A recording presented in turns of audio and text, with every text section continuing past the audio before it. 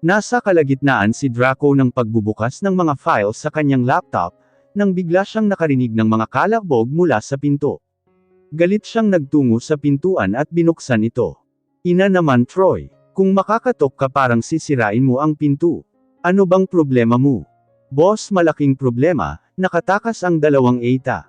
Humihingal na pagbabalita ni Troy. Agad na umakyat ang dugo ni Troy sa ulo, nang marinig ang sinabi ng tauhan niya.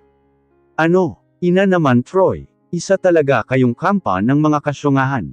Paano sila nakatakas? Di ba mahigpit kong bilin sa'yo na bantayan mo silang mabuti? Anong nangyari? Yun nga boss inutusan mo akong sunduin si Dr. Nikolai, pagbalik ko nawala na sila. Sigurado talaga akong nilock ko ang basement bago ako umalis. Nilock mo? Paano sila nakatakas? Huwag mong sabihin sa akin, na may traidor sa loob ng lungga natin. Sabay silang nagkatinginan, dahil pareho sila ng naiisip. May traidor nga sa loob ng kanilang hideout. Bilasan mo, hanapin niyo sila. Sino boss? Sino pa? Ang dalawang ETA at ang tanong na tumulong sa kanila, upang makatakas. Ang hina mo talaga. Pero boss, natagpuan na namin ang dalawang ETA sa loob ng kagubatan. Kaya kita pinuntahan dito. Para isama doon kung saan namin sila nakita. Ano? Bakit mo pa ako isasama doon, kung pwede mo naman silang dalhin pabalik? Nagkamot ng ulo si Troy, hindi alam kung ano ang sasabihin. Troy naman, kanina mo pa ako binibitin kapag nagsasalita ka. Anong sasabihin mo ba o puputulan ko na lang yang dila mo, at nang may silbi naman? Wala na po kasi ang ulo ng mga ETA boss. Agad siyang nasindak sa biglang pag-amin ni Troy. What? Anong sinasabi mong wala na ang ulo nila? Totoo ang sinasabi ko boss. Nawalan sila ng ulo. Tapos may nakapatong pa na carton sa kanilang dibdib, at may lamang mensahe para sa'yo. Yung CCTV. Bulalas ni Draco, nang maalala na mayroong CCTV ang basement. Mabilis siyang pumasok sa CCTV room, at tiningnan mula sa screen monitor. Kung sino ang tumulong sa dalawa upang makatakas. Ganon na lang ang pagkasindak niya, nang makita kung sino ang tumulong sa dalawang ETA. Hiko, sinasabi ko na nga ba, traidor ka? Galit na binalingan niya si Troy. Saan ang mga ETA? Samahan mo ako. Nagmamadali silang lumabas ng mansion, at tinungo ang loob ng kagubatan. Agad na nagsitayuan ang balahibo ni Draco, nang makita ang wala ng ulo ng dalawang ETA. Hindi siya makapaniwala na kayang gawin ito ni Alex Montenegro sa kanila. Alam niyang si Alex ang may utak ng lahat ng ta. Bigla niyang napansin ang nakasulat sa carton, na nakatikip sa mga leeg ng dalawa. Binasa niya ito. Hinahamon kita Draco, aka Demon King. Patikim ko pa lang sa'yo yan, sa susunod mga anak mo naman. Troy, hanapin niyo si Kiko ngayon din. Sigaw ni Draco habang kuyom ang dalawang kamao na nakatingin sa nakasulat sa carton. Hindi na mabilang kung ilang beses na siyang napamura, dahil sa sunod-sunod na problemang dumating sa kanya. Boss, kanina pa namin hinahanap si Kiko, ngunit hindi na namin siya makita, dagdag na sagot ni Troy. Hanapin nyo, halughugin nyo ang buong paligid. Huwag kayong titigil hanggat hindi nyo siya nadadala sa akin. Ginamit na nila ang asawa ko. Para lang malaman kung sino si Demon King. Magkakamatayan muna kami, bago nila galawin ang pamilya ko. Nanginginig na tumalima ang mga tauhan ni Draco, sa takot na sila pa ang mapagbantunan ng galit niya. Troy, magpaiwan ka muna dito, may ipapagawa ako sa'yo. Agad namang bumalik si Troy sa harapan ni Draco, nang marinig ang pahabol na sigaw nito. Bakit boss? Tulungan mo muna akong ilibing ang katawan ng dalawa. Pagkatapos sumunod ka sa akin sa hideout, simulan na natin ang plano ko. Agad namang tumalima si Troy at naghukay ng lupa, para paglibingan sa dalawa. Magkahalong awa at lungkot ang naramdaman ni Draco. Habang papalapit siya sa dalawang ETAng nakahandusay sa lupa at wala ng buhay. Kinuha niya ang bawat ulo ng mga ito na nakasabit sa sanga ng kahoy, at binalik sa kani-kanilang katawan. Kahit papaano mga tao sila ng Eri. Mahal sila ng kanyang asawa, kaya hindi niya alam kung sasabihin pa ba niya kay Sanae ang nangyaring ito. Pinapangako kong ililigtas ko ang pamilya mo, at pagbabayaran si Alex sa ginawa nila sa inyo. Mahinang asal ni Draco. Nanghihinayang siya dahil hindi man lang siya nakakuha ng impormasyon na gusto niyang malaman mula sa dalawa. Plano pa sana niyang ipakiusap ang dalawa kay Sanaya, baka sakaling masasagot nila ang lahat ng mga katanungan ng kanyang asawa. Di nagtagal na ilibing ang dalawa, bumalik si Draco at Troy sa kanilang hideout. Dummer-itso muna sila sa loob ng library, at pinakita ni Draco ang lahat ng mga files na konektado kay Alex Montenegro. Troy, tingnan mong maigi kung mayroon kang nakikilala sa mga profile pictures na yan. Na nakapangalan lahat kay Alex Montenegro. Katulad nitong isa, Alex Montenegro ang pangalan niya aka Rosemere Ice Pick. Isa siyang drug lord syndicate, na ang negosyo umiikot sa iba't ibang bansa sa pamamagitan ng pag-supply ng mga illegal na gamot. Ikaw ang pinagkatiwalaan ko ng ilang taon, upang mag-monitor ng lahat ng mga gawain ng mga mafia sa buong mundo. May access tayo sa lahat ng mga business operation nila. Kaya alam ko na alam mo lahat ng mga nangyayari sa underworld market. Kagat-kagat ni Troy ang kuko niya, habang nakatitig sa mga mukha na nakabalandre sa laptop. Lahat ng mga yun ay talagang pamilyar sa kanya, dahil isang beses sa isang taon silang mga mafia kung magtipon-tipon, at pinag-uusapan kung ano ang bagong plano sa black market. Siya ang humawak sa mga ito ng ilang taon, dahil wala ang king na si Draco. Kilalang kilala ko silang lahat boss. Ang mga mukhang yan ang kadalasan na sumasalungat sa mga plano mo, na ipinapatupad ko sa kanila. Sila ang sinasabi ko sa iyo noon, na ayaw pumayag na ang 30% ng kanilang profit share sa black market, ay mapupunta sa mga foundations na pinili mong mabigyan ng donasyon. Kunot noon na nakatitig si Draco kay Troy. Ibig mong sabihin, ilang taon na ring hindi tayo nakapagbibigay ng donasyon sa mga foundation na pinili kong bigyan. Parang gano'n na nga boss, hindi ko naman pwedeng turuan ng leksyon ang mga lumalabag, na walang binabang order mula sa'yo, baka ako rin ang mapapahamak kapag lahat sila ay pinagkaisahan ako. Hinuyam ni Draco ang kamao, halatang nagpipigil sa galit. Hindi sila aasta ng ganyan, kung walang tao sa likod nila, na kaya akong kalabanan. Tama ka dyan boss, dahil sinasabi nila na ang 30% ng profit share, ay kay Alex Montenegro daw napupunta. Walang hiyang Alex Montenegro na yan. Masyadong ganid sa salapi. Pati donasyon para sa mga foundation gusto pang angkinan. Hindi lang yun boss, narinig ko sa mga mafia, na gusto kang tirahin ni Alex Montenegro, para siya ang papalit sa'yo bilang Demon King. Tuwang-tuwa ang mga mafia, habang pinag-uusapan yun, dahil malaki daw ang balakid mo sa mga plano nila. Simula daw kasi na ikaw ang naging Demon King, limitado na ang bawat galaw nila sa underworld market. Hindi kagaya ni Alex na malaya silang magagawa ang lahat ng gusto nila. Yun kung hahayaan ko sila na magtagumpay sa mga binabalak nila. Ang ipinagtataka ko lang, kung bakit lahat sila nakapangalan kay Alex Montenegro, pero magkaiba ang mga alias nila. Paano natin malalaman kung sino ang tunay na Alex Montenegro?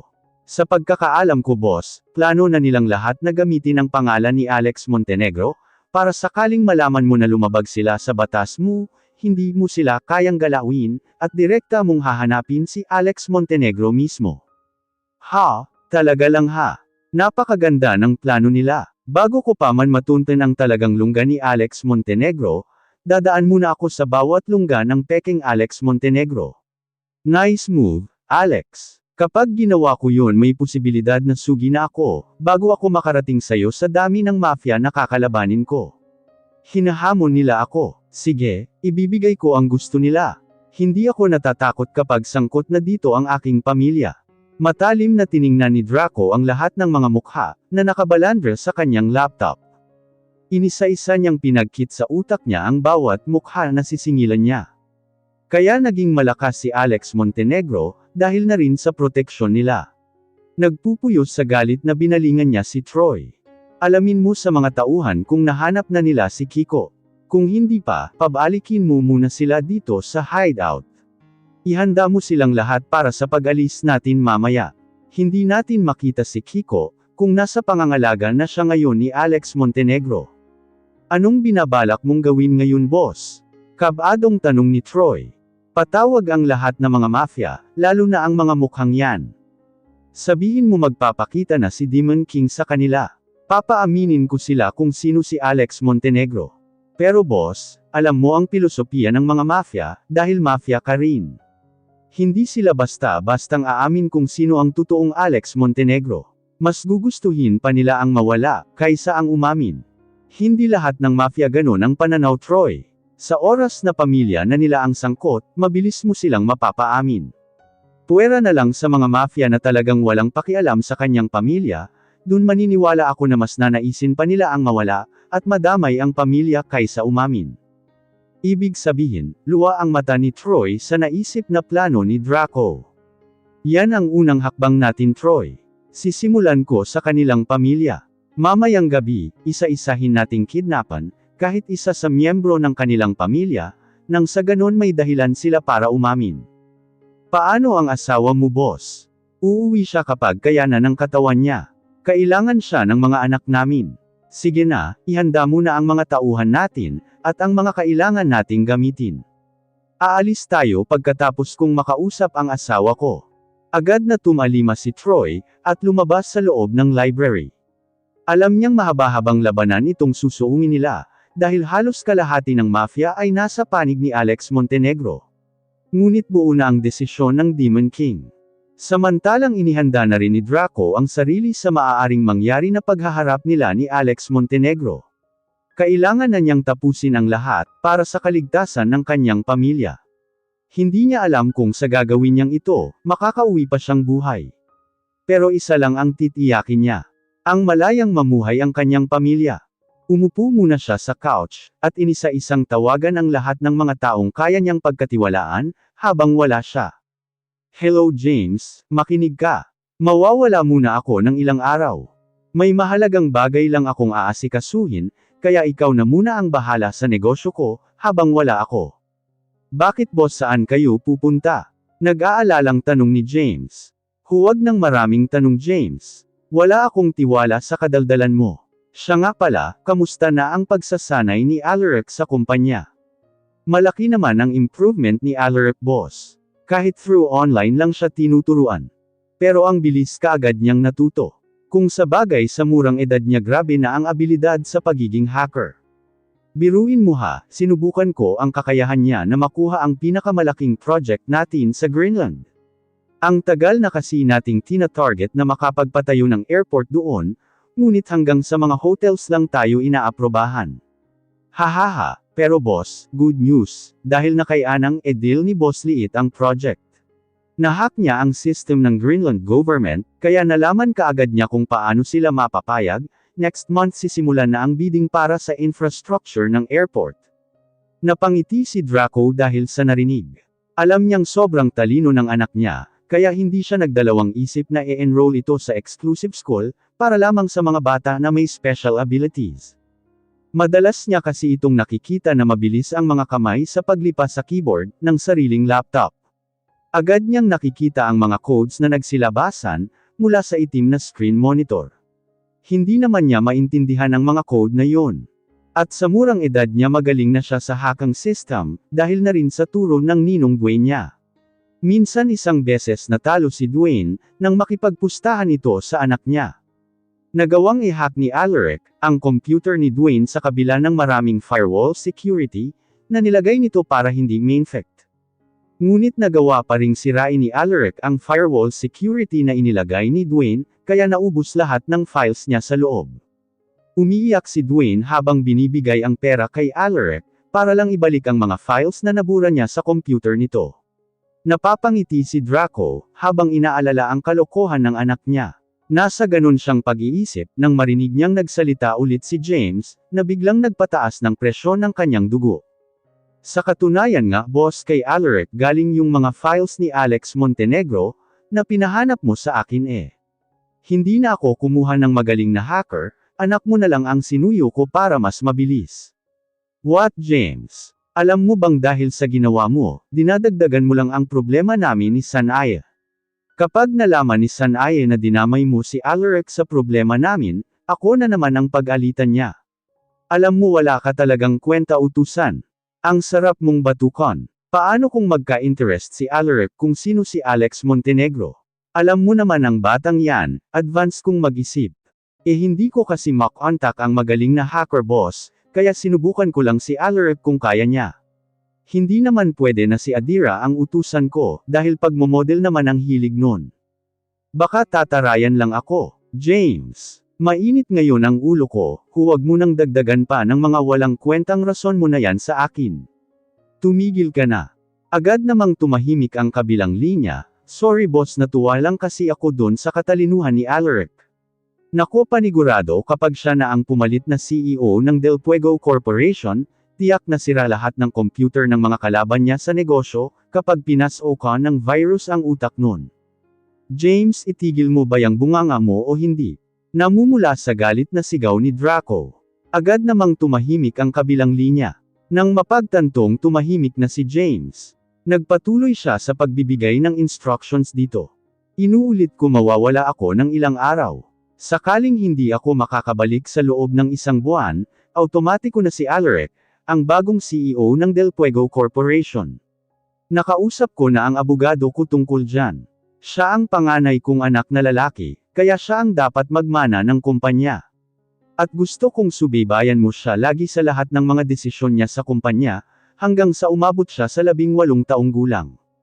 Boss, bakit sa tono ng boses niyo na mamaalam na kayo? Ilang araw lang naman kayong mawawala, di ba? Nag-alalang tanong ni James. Sundin mo na lang ang lahat ng mga bilin ko sa'yo, James. Wala nang maraming tanong. Agad na niyang pinatay ang tawag at sunod na tinawagan si Mike ng Delta. Mike, kamusta ang mga anak ko? Agad niyang tanong nang sagutin nito ang telepono. Safe pa naman sila sa ngayon, boss. Nasa loob sila ng mansyon. Tipid nitong sagot sa kanya. Bakit, anong nangyari? Nag-alalang tanong ni Draco. Pumunta kasi si Ma'am Sandra dito kanina. Nagwawala siya dahil ayaw namin siyang papasukin sa loob ng mansion. Gusto kasi niyang dalhin ang mga anak mo. Mabuti na lang at wala dito ang dalawang matanda. Kung nagkataon, wala kaming magawa, kundi ang tuluyan siyang papasukin, dahil akala ng dalawang matanda siya si Ma'am Sanaya. Pero boss, sa tingin ko ngayon, nagsumbong na si Ma'am Sandra kay Chairman Harry. At hindi namin maipapangako sa iyo, na kaya namin siyang pigilan kung gusto niyang dalhin ang mga anak mo. Kayang-kaya niyang gamitin ang dalawang matanda, para makuha ang lahat ng gusto niya. At tiyak na ipapadala ng dalawang matanda ang mga bata sa kanya, sakaling ihiling niyang iuwi na ang mga ito. Sa palagay ko may idea na si Ma'am Sandra, na may alam ka na sa pagpapanggap niya. Saan si Sandra? Umalis na siya, boss, pero babalik daw siya. At sisiguraduhin daw niyang madadala niya ang mga anak niya. Ina na babae yan. Kahit kailan sakit sa ulo. Sige, ako na ang bahala sa dalawang matanda. Siya nga pala, mawawala muna ako ng ilang araw. May importanteng bagay lang akong aasikasuhin. Mahalagang bagay. Kailangan sigurong isama mo ang ibang elite sa lakad mo, boss. Nag-alalang wika ni Mike. Hindi na kailangan, Mike. Mas kailangan kayo ng asawa ko. Anong ibig mong sabihin, boss? I'm going to delegate full control of Delta Elite Task Force to my wife. Follow all of her commands from now on, at ikaw, Mike, ang magiging kanang kamay niya. Teka, boss, hindi kita maintindihan. Gaano ba kadelikado ang pupuntahan mo? Basta sundin mo na lang ang instructions ko, Mike. Mula ngayon ang asawa ko na ang hahawak sa inyo. Susubukan kong makabalik ka agad. Pangako mong protektahan niyo ang pamilya ko habang wala ako. Do I make it clear? Pinalakas ni Draco ang voice command niya, para tumigil na si Mike sa pagtatanong.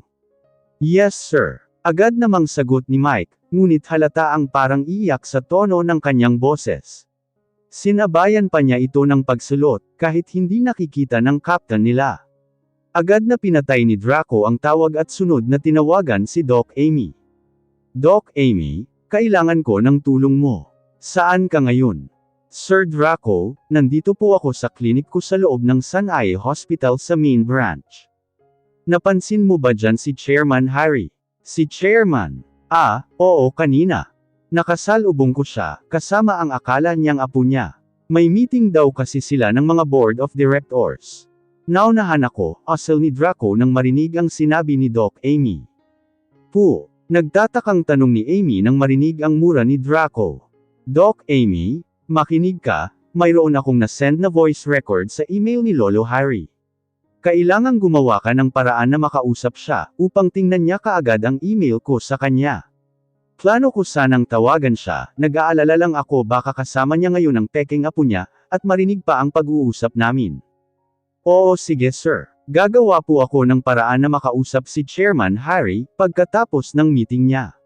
Tandaan mo Doc Amy, kailangang walang makakaalam. Ayaw ko rin na may mangyaring masama sa dalawang matanda.